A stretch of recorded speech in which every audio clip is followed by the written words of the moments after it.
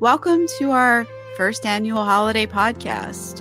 I want to first say Merry Christmas and thank you so much for listening and for following this podcast. And if you're not following it, now's a really great time to hit that button and follow so that you'll be notified when the next episode comes out. They're pretty frequent, but every once in a while there's a bit of a gap because, life happens. So I think the last time was just you and I and no guest. We talked about the Christmas book that I put out, and that was Stars and Angels Sing. So that Kickstarter ended on December 9th, and it was a really nice experience. There were 30 wonderful backers came together to make this project possible, and I think they got a really special project. I initially thought that Stars and Angels Sing would be 180 pages for the paperback. It ended up being 231. Originally, I had only planned on there being 26 images, but Rant decided that there should be more. And so we've put some more together. So there's 42 color images in the paperback, and many of them are full page images. Some of those 42 images are previous Christmas cards that were created specifically for the newsletter, and I included those in the commentary section. I thought that would just give it that little extra touch, since a lot of the material in the earlier part of the book was actually from newsletter issues. I'm specifically talking about the Thanksgiving section because I've written some companion pieces to the poems in the Thanksgiving section that happened before those scenes in the poems, or during, or after. So I just thought that would be a really nice touch to have those Christmas cards from the past, those Christmas images. And there's also some Thanksgiving ones too as part of the book, to sort of be a definitive edition of all the holiday stuff that's come before. And the audiobook was fully produced with music. There is music from the minute it starts, from the opening titles to the ending credits. And it ended up being about 4 hours long. So I did my best. I'm not a narrator. I learned from doing this. I worked really hard. I recorded every section 3 times and took the best of each take. But I still think that a professional narrator could have done a much better job, but it would have cost a lot more had a professional done it. So the music was fully licensed. I wasn't able to get the ones that I wanted because that would have been cost more than the Kickstarter raised.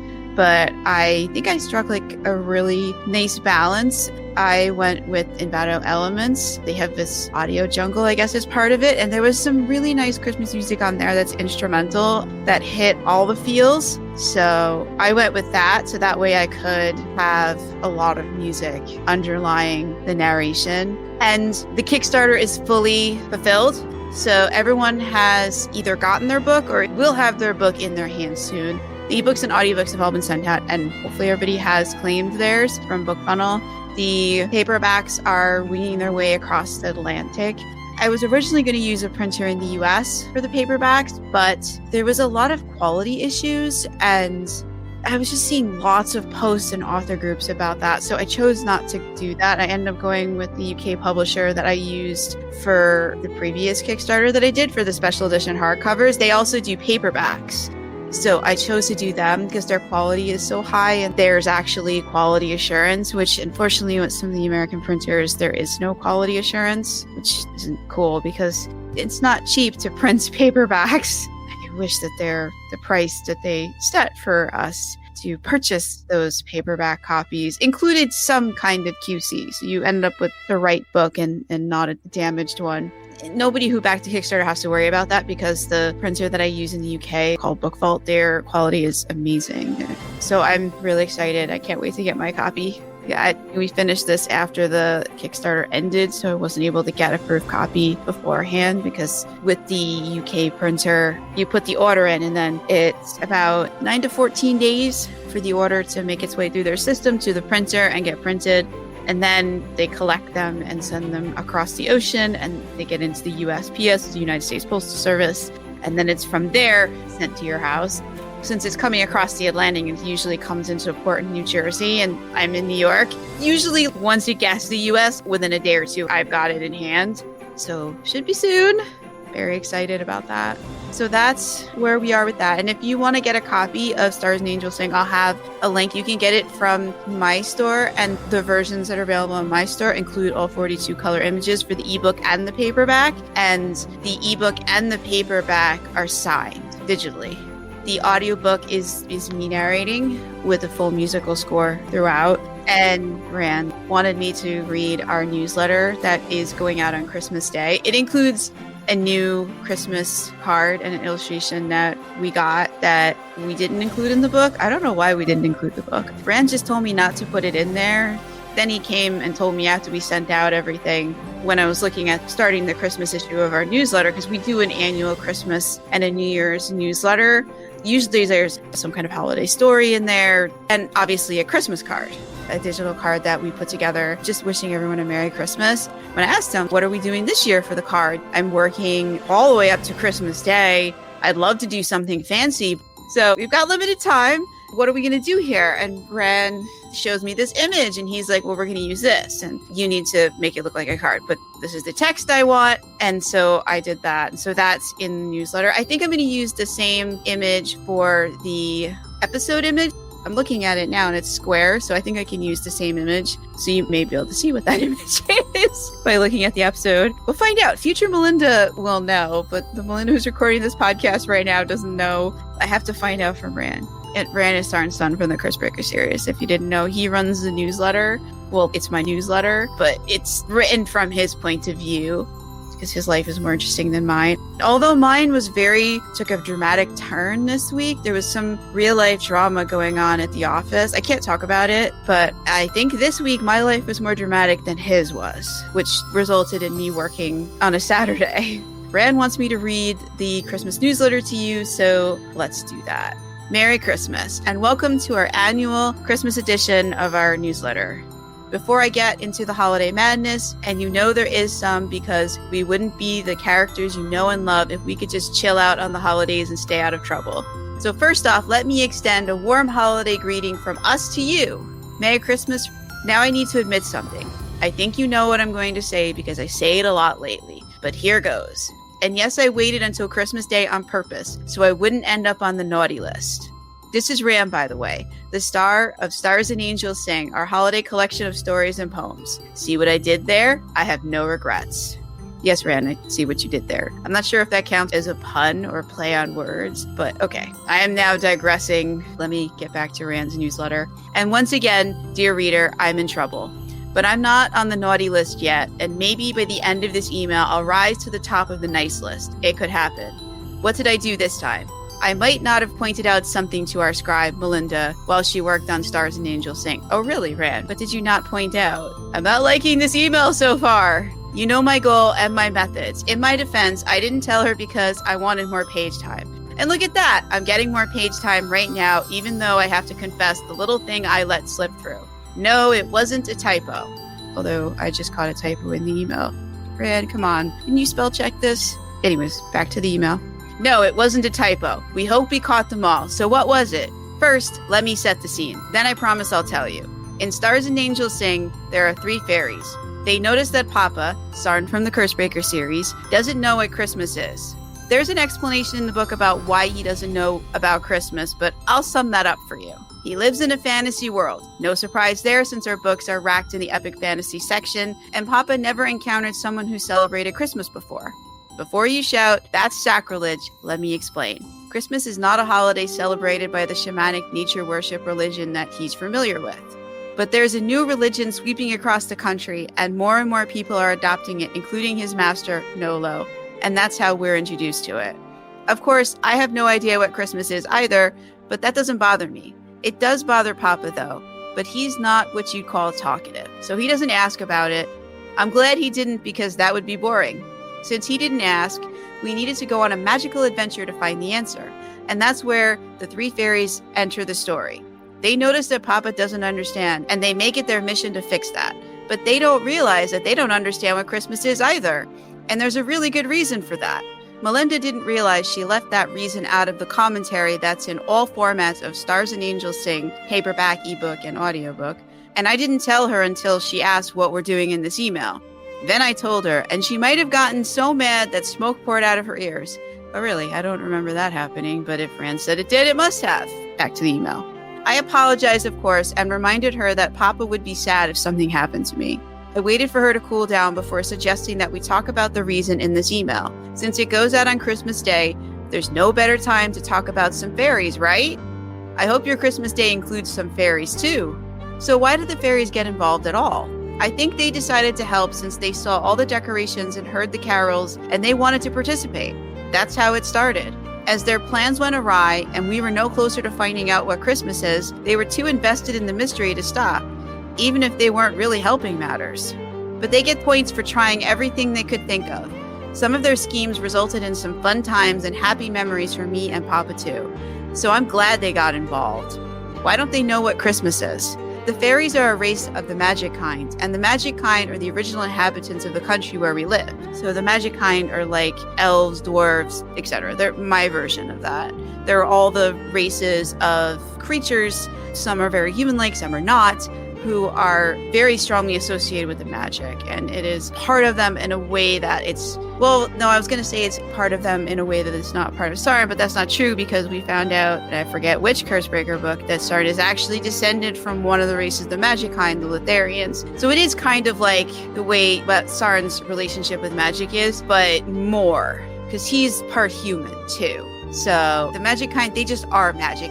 They don't use magic. It is what they are. And Sarn is like that in a lot of ways too. And I'm really gotten off topic, so back to the email. So the fairies are a race of the magic kind, which I said before. And the magic kind are the original inhabitants of the country where we live. I think I also said that before. So they're familiar with the old religion, not the new one. But they're curious about it. So they chose to dive in and check it out. Because why wouldn't you? And that's the reason. Why haven't we seen the fairies before in the Cursebreaker books? Because the fairies hide from humans, as do all races of the magic kind. And yes, the race of the magic kind are still very much in Sherry. They're just on the edges. They stay far away from humans. And you see that, I think it was in Cursebreaker Fallout or Cursebreaker Trapped, when the Queen of All Trees, who herself is of the magic kind, she meets up with someone who's from one of the races of the magic kind. They're analogous to elves. And they decide to work together to try and save Queen Sheari, who's been taken over by one of the Horsemen of the Apocalypse. I think it's War. I have to double check that. Once I'm done with the 5-book crossover nightmare, that is the Rogue Gods thing. But it's very epic, the Rogue Gods thing. I can't hate on it. It was a nightmare to plot and a nightmare to write. But rereading parts of it, I enjoy it in hindsight. While writing it, it was a struggle. But rereading it, I am enjoying it more. I'm trying to wrap it up. The characters don't want me to wrap it up, but that's a separate podcast. Back to Rand's email. I'm digressing more than he is. I should get an award for that. There should be some little counter of how many times we've digressed in here. The digression meter. So back to his email. So the fairies hide from humans as to all races of magic kind. Why do they do that? Because there's a law in the books that forbids magic use and sentences all magic users to death without trial. And that's why Sarn hides. Well, actually, he would hide even if it wasn't illegal, I think. I don't think he'd be out and proud with the magic. I just don't see that. Given his personality and his general demeanor, I don't think he'd be flaunting the magic. That's just not who he is. So the law wasn't passed to legalize the killing of the magic kind because they left during the first years that humans settled the country. Why did they do that? That's talked about in Stars and Angels Sing in the Thanksgiving section. Nolo tells Sarn about the origins of Thanksgiving in their country, and that goes into what happened with the magic kind and why they aren't around anymore. Spoiler alert, the humans came.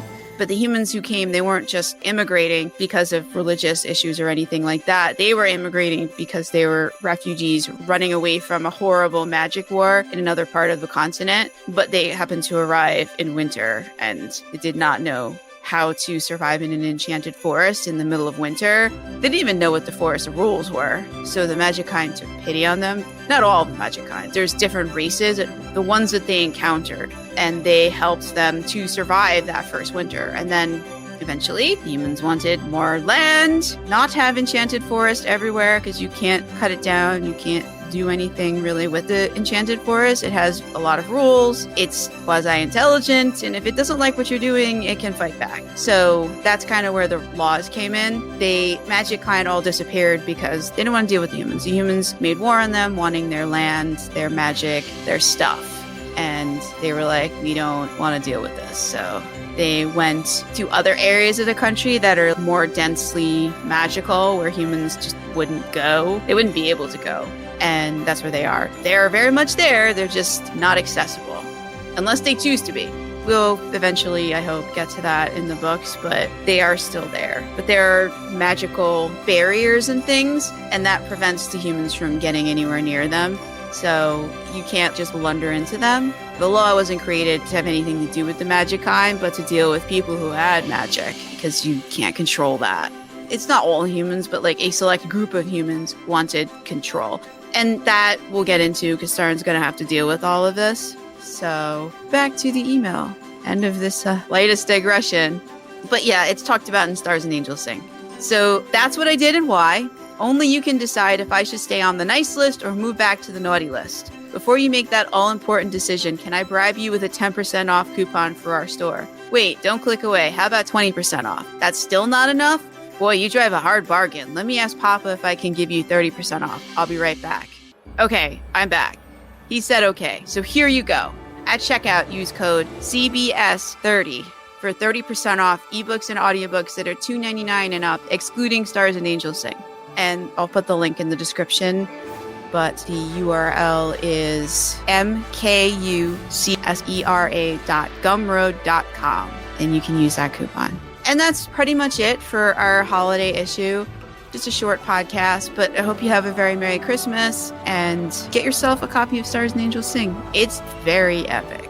Travel with Santa to the birth of Jesus. And there's lots of other things that go on in there. There will be a version that isn't in poems and things, but there's a couple of books that have to happen first. Namely, Starn has to turn 21, and we have to deal with the fallout from that. Since his birthday is at the beginning of November, we can just go straight into the holiday ones right after that. That was the plan. Book 12 was supposed to be the Christmas book, but it's not going to be because characters decided they had their stories that they wanted to tell, other adventures they wanted to go on. So you can blame them for the fact that it's not out yet, because I've wanted to put it out ever since I wrote the original poems that were part of the Christmas story in 2015. And now Stars and Angels Sing, the 2023 version, is so much more than what it was in 2015. It's 40% longer. The commentary that's in the audiobook, I edited a version of it for the books in the ebook. It's similar. It's not exact because there's some things that's in the commentary in the audiobook that relate specifically to the audiobook. I hope you'll check it out. And I hope you have a very Merry Christmas. And I was going to promise the next episode will be less chaotic, but it's another author interview. It's another episode of Fantasy, Lore, and More. So I have no idea what will be going on. And it could be even more chaotic. Who knows? Hope you have a safe and happy holiday. And I'll see you next Friday for another author interview. Thank you. Have a great day.